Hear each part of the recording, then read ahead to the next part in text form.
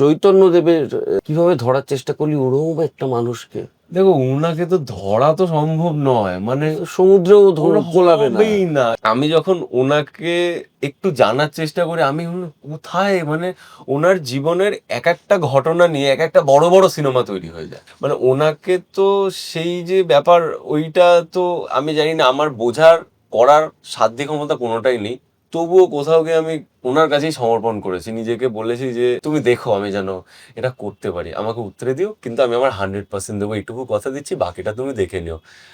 কোথাও গিয়ে তার ব্যাপারে জানা, যেটুকু বেসিক জানতাম তার থেকে, মানে সেটাকে আরো কাস্টমাইজ করা, এবং আরো কিছু বই পড়া, রেফারেন্স নেওয়া, এবং স্ক্রিপ্টটাকে মনোযোগ দিয়ে পড়া। আমার স্ক্রিপ্টটা আমাকে খুব হেল্প করেছে। আমি সৃজিত দাকে অনেকবার ফোন করেছিলাম, জিজ্ঞেস করেছিলাম যে গলার ভয়েস কিরকম রাখবো, বা আমি কি ফলো করব, বা কি কি বই পড়বো। আমাকে উনি বলেছিলেন যে তুই দুটো জিনিস কর, সেটা হচ্ছে বেসিক স্টাডিটা ভালোভাবে কর, আর দুই হচ্ছে তুই তুই রোগা হ, কারণ তোর কাছে টাইম কম আছে, তুই রোগা হ, তুই তাড়াতাড়ি রোগা হ। আর হচ্ছে বেসিক স্টাডি কর, ওভার স্টাডি নয়। ওভার স্টাডি করবি না, ওভার স্টাডি করলে কিন্তু প্রবলেম হয়, তুই বেসিক স্টাডি কর।